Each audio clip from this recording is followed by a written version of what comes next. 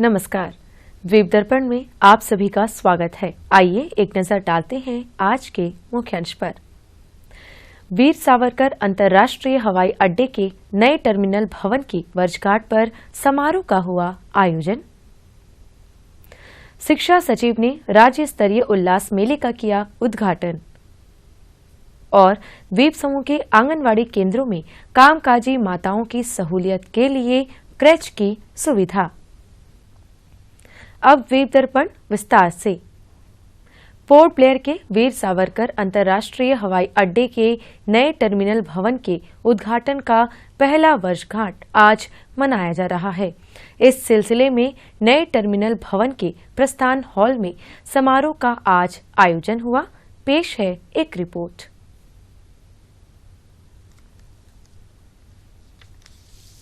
Port Blair के वीर सावरकर अंतर्राष्ट्रीय हवाई अड्डे के नए टर्मिनल भवन के उद्घाटन का पहला वर्षगांठ आज मनाया जा रहा है।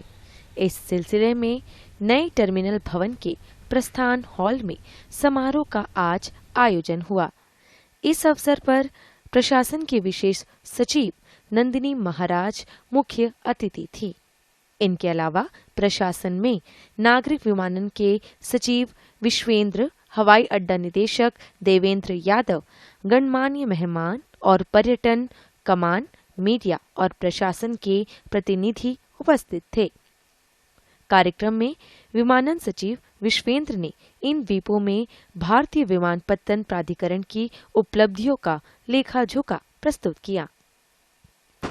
I would like to tell you that this is one of the best airports in the country, maybe Asia, because of the technology, all the walls with these glass paneling you see. It's not on a fixed frame; it's suspended on a wire, which makes it earthquake resistance. So, if you see it technologically, we are far superior. We can handle many number of passengers here. समारोह की मुख्य अतिथि विशेष सचिव नंदिनी महाराज ने नए यात्री terminal के उद्घाटन का 1 वर्ष पूरा होने पर सभी को बधाई दी। This airport is the gateway to Andaman for the rest of the world. This is the first place every tourist lands on, every government official lands on, every investor lands on, every person who is going to have any sort of association with Andaman lands up here in the first instance. So it is wonderful that we have such an amazing space to welcome everybody who comes here. And it is my hope that the rest of Andaman's infrastructure will live up to the standard that this airport has created. And it is very important that we hold regular functions like this to remember and to honor the effort that has gone into this. This airport is a manifestation of our vision and of our effort, and I would like to congratulate everyone here. Inspired from the nature, the architectural design of the airport terminal building resembles with shell-shaped structures depicting sea and island. समारोह के बाद दूरदर्शन से खास बातचीत करते हुए हवाई अड्डा निदेशक देवेंद्र यादव ने बीते 1 साल की उपलब्धियों के बारे में जानकारी दी। पिछले 1 साल से हम एक मिशन मोड में एयरपोर्ट के ऊपर पैसेंजर सेंट्रिक जो फैसिलिटीज़ हैं उनको डेवलपमेंट करने में लगे हुए हैं। 1 साल के अंदर हमारी जो मुख्य उपलब्धियां हैं वो सबसे पहले तो DVR का हमने ऑपरेशनलाइजेशन किया है। DVR के ऑपरेशनलाइजेशन होने से पोर्ट ब्लेयर एयरफील्ड के अंदर जो एयर नेविगेशन के अंदर सटीकता हमने हासिल की है। उसके बाद इंस्ट्रूमेंट लैंडिंग सिस्टम का ऑपरेशनलाइजेशन हमने किया है और जो कि एक क्रांतिकारी एयर नेविगेशन एड है जो ख़राब मौसम, रात के समय भी एयरक्राफ्ट ऑपरेशन की क्षमता प्रोवाइड करता है। उन्होंने कहा कि अंतर्राष्ट्रीय विमान सेवा हकीकत साबित होने जा रही है। हम इंटरनेशनल ऑपरेशंस के लिए भी काम कर रहे हैं और उम्मीद है कि नवंबर से कुलालमपुर टू पोर्ट ब्लेयर हमारे इंटरनेशनल ऑपरेशंस स्टार्ट हो जाएंगे हमने इस एयरपोर्ट को as a commercial hotspot develop करने के लिए भी 12 फूड एंड बेवरेजेस के आउटलेट्स, 6 कॉमर्शियल आउटलेट्स चालू कर दिए हैं और ये पिछले 1 साल की हमारी मुख्य उपलब्धियां हैं। उड़ान योजना के तहत पोर्ट ब्लेयर से निकोबार तथा अन्य द्वीपों के लिए 19 सीट वाले विमानों का संचालन शुरू होगा। अभी आरसीएस जो स्कीम है उसके तहत शिवपुर रेडी है, कार निकोबार रेडी है। कैम्बल बे के अंदर जो टर्मिनल बिल्डिंग का काम जो है वो अवार्ड कर चुके हैं, तो वहाँ निर्माण चालू हो जाएगा। तो इन 3 जगह पर तो हमारा जैसे इस डिफेंस एयर स्ट्रिप के ऊपर सिविल उसका प्लान है, उसके साथ में सी प्लेन्स के लिए भी जो हैवलॉक, नील और लॉन्ग आइलैंड, तो वहाँ पर वाटर एयरड्रोम्स और सी प्लेन की जो है वो योजना है। श्री देवेंद्र यादव ने जानकारी दी कि नाइट लैंडिंग के सफलता के बाद इस साल नवंबर माह से यात्री विमान पोर्ट ब्लेयर में नाइट लैंडिंग कर सकते हैं। नाइट लैंडिंग के लिए हमारा जो इंफ्रास्ट्रक्चर है वो पूरी तरह से तैयार है। कोई भी अभी हम टेस्ट भी कर चुके हैं। कुछ समय पहले ही डिफेंस का जो एयरक्राफ्ट है वो रात को उतरा था। तो अभी एयरलाइंस इनका अक्टूबर के अंदर अपना एक विंटर शेड्यूल आता है, तो उस अक्टूबर के जो विंटर शेड्यूल के अंदर जो है शाम के समय एयरक्राफ्ट का एयरलाइंस का प्लान है। इस मौके पर Andaman association of tour operators के अध्यक्ष एम विनोद ने भी दूरदर्शन से बातचीत की। सबसे पहले मैं बधाई देना चाहूँगा पूरे एयरपोर्ट अथॉरिटी की टीम और अंडमान निकोबार की जनता को। आज इस भव्य एयरपोर्ट का उद्घाटन होकर 1 साल पूरा हो गया और हमें बहुत खुशी है कि इस 1 वर्ष में इस नए एयरपोर्ट के उद्घाटन से द्वीपों के पर्यटन में बहुत बदलाव देखा गया। हमें जो उम्मीद थी इस एयरपोर्ट से उतना बदलाव हमें मिला नहीं, बट जो बदलाव मिला वो भी हमारे द्वीपों के पर्यटन के लिए बहुत है और हम उम्मीद करते हैं कि बहुत जल्दी, जैसा कि आपने सुना एयरपोर्ट डायरेक्टर ने कहा, अंतर्राष्ट्रीय उड़ानें इस एयरपोर्ट से उड़ान भरेगी। तो मैं मानता हूं कि आने वाले नवंबर में जब यहां से इंटरनेशनल फ्लाइट स्टार्ट होंगे, ये न सिर्फ अंडमान टूरिज्म के लिए बट यहाँ के लोगों के लिए भी एक गेम चेंजर होगा। साथ ही साथ आपने सुना कि यहाँ पे नाइट लैंडिंग फैसिलिटीज़ सारे इक्विपमेंट्स लग गए हैं। नाइट लैंडिंग फैसिलिटी इस एयरपोर्ट में जो जो सुविधाएं हैं, मेरा मानना है कि ये सब जब पूरी तरह से लागू हो जाएगी अंडमान पर्यटन और द्वीपवासियों के लिए ये बहुत लाभदायक होगा। नाइट लैंडिंग होने से हमारी जो एयरफेयर की समस्याएं हैं, हमें उम्मीद है कि वो कम होगी। और यहाँ से उड़ान स्कीम में जैसे अभी उन्होंने कहा कि बहुत जल्दी कैम्बल बे, कार निकोबार, डिगलीपुर यहाँ से भी उड़ानें भरेगी। ये सब हम उम्मीद करते हैं कि इस पहली वर्ष की वर्षगांठ पे आज जो एयरपोर्ट डायरेक्टर ने कहा है ये सब जल्द लागू होगी और द्वीपों के पर्यटन, द्वीपों के द्वीपवासियों सबके लिए एक बहुत अच्छे दिन बहुत जल्दी आएंगे। समारोह के बाद पुराने यात्री टर्मिनल भवन में विमानपत्तन प्राधिकरण ने सृष्टि कम्युनिकेशन और नारायण हेल्थ सिटी बेंगलुरु के सहयोग से हृदय स्वास्थ्य जांच शिविर का आयोजन हुआ, जो 20 जुलाई तक चलेगा। शिविर में हृदय की निःशुल्क जांच की जा रही है। आम जनता सवेरे 10:30 बजे से शाम 4:30 बजे तक इस निःशुल्क शिविर में अपने हृदय की जांच करा रहे हैं। इस हृदय जांच शिविर के बारे में मुख्य भूमि से आए डॉक्टर ने दूरदर्शन से बातचीत की। So we are doing screening for the cardiac health checkups like BP, sugar and all we are checking. So in like in our Indian population and the whole world population, around 2% of whole world population suffering from heart diseases like heart block and all. So we have to be aware of that. So we have to prevent the heart diseases before that. Okay. So we are doing camps here. So people can come here and do that preventive test and all. So we can diagnose the heart disease at the earliest. So it will help your if you lead your life for so long. So if there is any long-term BP patients, long-term sugar patients, if anyone is there in Port Blair, come to airport terminal and we can do the test and we can do that. ECG and echo is available here, so we can do further screening and we will see.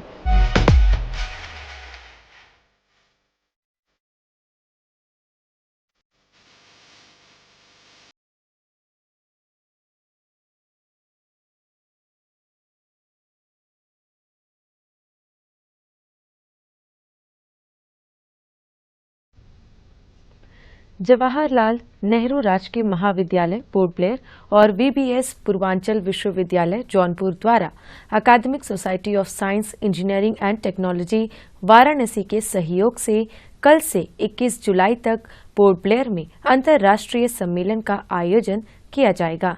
Electrical, computer and chemical science विषय पर 3 दिवसीय अंतर्राष्ट्रीय सम्मेलन का उद्घाटन कल जवाहरलाल नेहरू राजकीय महाविद्यालय में होगा। इस अवसर पर शिक्षा सचिव L. कुमार मुख्य अतिथि होंगे, जबकि बोटानिकल सर्वे ऑफ इंडिया के अतिरिक्त निदेशक व क्षेत्रीय प्रमुख डॉक्टर लालजी सिंह सम्माननीय अतिथि होंगे। शिक्षा विभाग के राज्य साक्षरता मिशन प्राधिकरण द्वारा पोर्ट ब्लेयर में 2 दिवसीय पहला राज्य स्तरीय उल्लास मेले का आयोजन किया जा रहा है। बालिका विद्यालय के सभागार में आयोजित इस 2 दिवसीय उल्लास मेले का आज उद्घाटन हुआ। पेश है एक रिपोर्ट। प्रशासन के शिक्षा विभाग के राज्य साक्षरता मिशन प्राधिकरण द्वारा पोर्ट ब्लेयर में 2 दिवसीय पहला राज्य स्तरीय उल्लास मेले का आयोजन किया जा रहा है।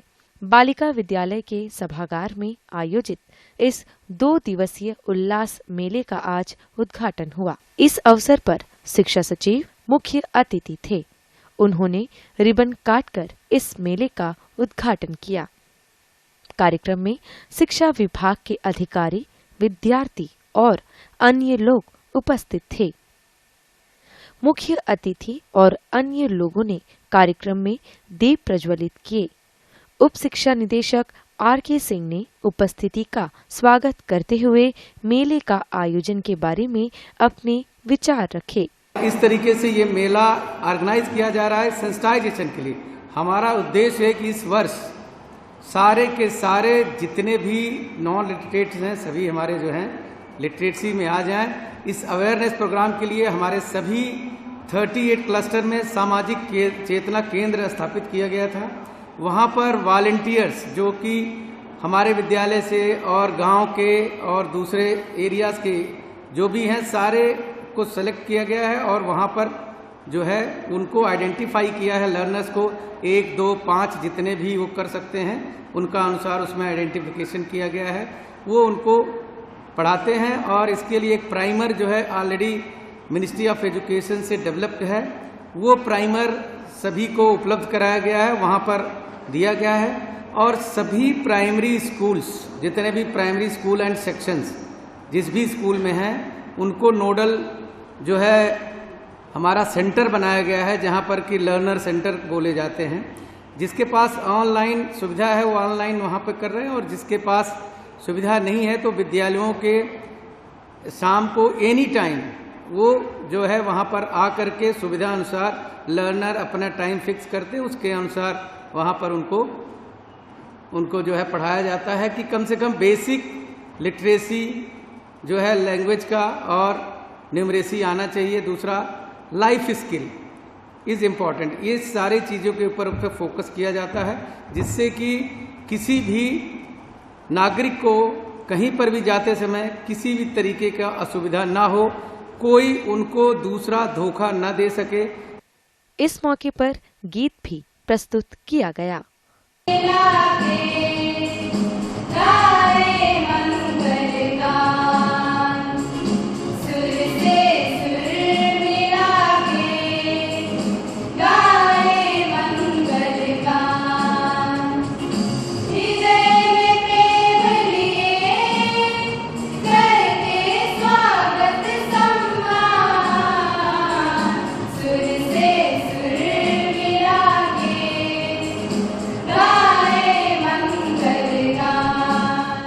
शिक्षा निदेशक आदित्य कुमार झा ने उपस्थिति को संबोधित करते हुए भारत में सभी के लिए शिक्षा योजना के बारे में बताया। भारत ज्ञान की भूमि कही जाती है और इस ज्ञान की भूमि पर करोड़ों की संख्या में अगर यहाँ के नागरिक शिक्षित नहीं होंगे और साक्षर होंगे तो उस दिशा में जो हमारे उद्देश्य थे हमारे राष्ट्र निर्माताओं के, हमारे पूर्वजों के, उसको क्रियान्वित नहीं की जा सकती है, उसको सफल नहीं किया जा सकता है। और इसी क्रम में भारत सरकार ने प्रौढ़ शिक्षा को, और प्रौढ़ शिक्षा का नया नाम, चूंकि प्रौढ़ शिक्षा से एक नकारात्मक ध्वनि प्रतीत होती थी कि यह केवल प्रौढ़ों के लिए है और यह एक उपेक्षित कार्य है, तो इस मानसिकता में बदलाव के लिए भारत सरकार ने यह निश्चय किया कि इसका नाम होगा कि लिटरेसी फॉर ऑल, और इसी के अनुरूप सबके लिए शिक्षा, प्रौढ़ शिक्षा से सबके लिए शिक्षा का रूपांतरण हुआ और एक नया कार्यक्रम जो न्यू इंडिया लिटरेसी प्रोग्राम के रूप में अवतरित हुआ। यह केवल प्रोग्राम नहीं है, बल्कि समाज को सुदृढ़ करने का एक महत्वपूर्ण यात्रा का एक सफलतम परिणति है। इस मौके पर शिक्षा सचिव ने मेले का मुआयना किया।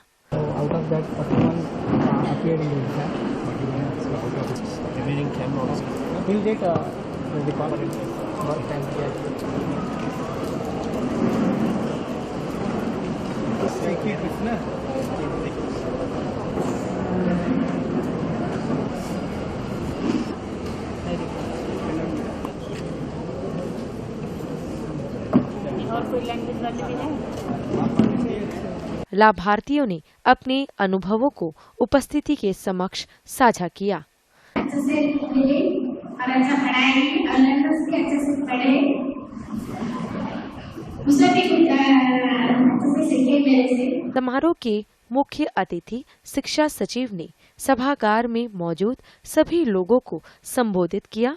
I had a chance of interacting with all the CRCs, with their learners as well as volunteers. So, based on my interaction, I find a lot of work has gone and the vibrancy of the program is being maintained. So this needs to be sustained.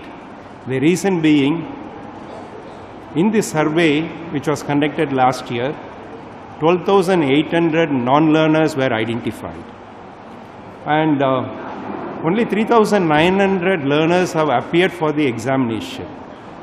So we have a huge gap of 8,900 more to be covered, because all programs are target oriented. It's not only target oriented, we should also be concerned about the outcomes. So during the interaction I also understood that a few learners who will be taking up as part of their continuing education NIOS examinations for 10th and higher examinations. For them we need to have a separate strategy.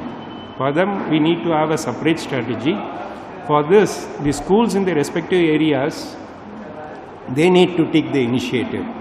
So this, I request the director and the program coordinator to work on this. And further, I find that teacher educational institutions have not been onboarded completely. So I request the director as well as SPD to onboard the teacher educational institutions and ensure that at least each teacher trainee is covering at least a minimum of 5 learners. शिक्षा सचिव और शिक्षा निदेशक ने school परिसर में वृक्षारोपण किए। एक पेड़ ना बस रहने दीजिए। प्रशासन का समाज कल्याण निदेशालय द्वीप समूह के विभिन्न भागों में आंगनवाड़ी सह क्रैच का संचालन कर रहा है। ब्रिजगंज, चक्करगांव स्कूल लाइन, सूर्य चक्र बम्बू फ्लैट, माया बंदर जेट्टी क्षेत्र, लताओं क्षेत्र और डिगलीपुर के आंगनवाड़ी केंद्रों में माताओं की सुविधाओं को ध्यान में रखते हुए क्रैच की सुविधा प्रदान की जा रही है। पहले संयुक्त परिवारों में कामकाजी माताओं को सहयोग मिल जाता था, लेकिन आज डे केयर सेवा की ओर माताएं अग्रसर हुई हैं। इसमें माताओं को गुणवत्ता देखभाल सुनिश्चित होता है और उनके बच्चों को संरक्षण भी मिलता है। काम के साथ संतुलन बाल देखभाल जिम्मेदारियों में भी कामकाजी माताओं द्वारा सामना किए जा रहे चुनौतियों के समाधान के तौर पर आंगनवाड़ी सह क्रैच का संचालन हो रहे हैं। यह आंगनवाड़ी केंद्र खेल और शिक्षाप्रद सुविधाओं, मील्स और स्नैक्स के साथ अपनी सेवाएं प्रदान कर रहे हैं।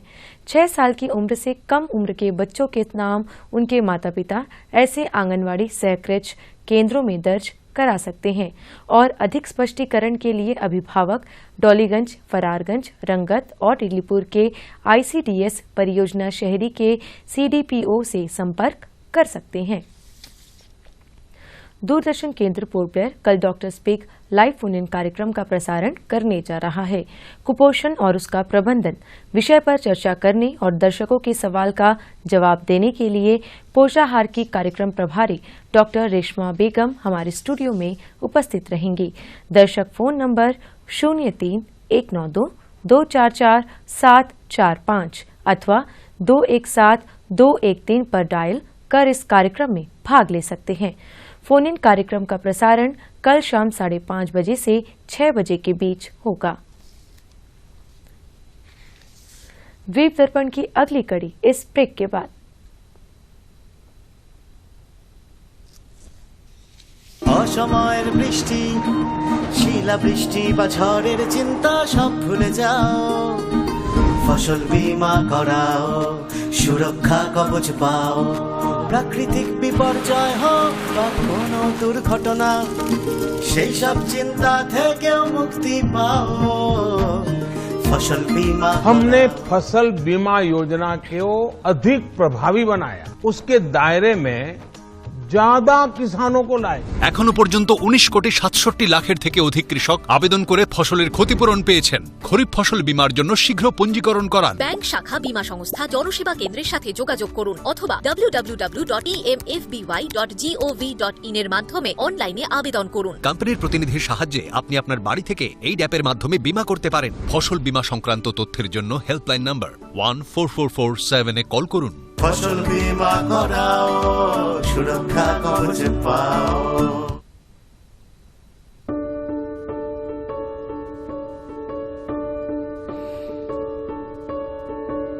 इस साल 29 जुलाई से 3 अगस्त तक भारत के सर्वोच्च न्यायालय ने लोक अदालत का आयोजन किया है। इस साल सर्वोच्च न्यायालय अपने 75वें वर्ष की वर्षगांठ पर इस स्पेशल लोक अदालत का आयोजन करते हुए ये ध्यान में हमने रखा है कि सुप्रीम कोर्ट में काफ़ी मामले नागरिकों के लंबित हैं और मैं आप सब से गुजारिश करता हूँ, लिटिगेंट से गुजारिश करता हूँ, वकीलों से, एडवोकेट्स ऑन रिकॉर्ड से कि इस लोक अदालत में आप हिस्सा लें ताकि ये सारे जो मामले हैं इनमें जहाँ हम कर सकें इनका हम निवारण कर लें और शीघ्र लोगों को न्याय पहुंचाएं।